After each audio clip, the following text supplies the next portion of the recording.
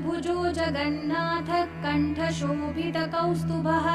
पद्मनाभो वेदगर्भश्चन्द्रसूर्यविलोचनः जगन्नाथो लोकनाथो नीलाद्रीशः परो हरिः दीनबन्धुर्दयासिन्धुः कृपालुः जनरक्षकः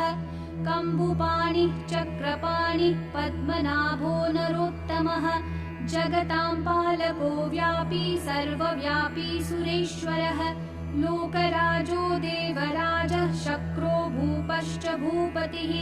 नीलाद्रिपतिनाथश्च अनन्तः पुरुषोत्तमः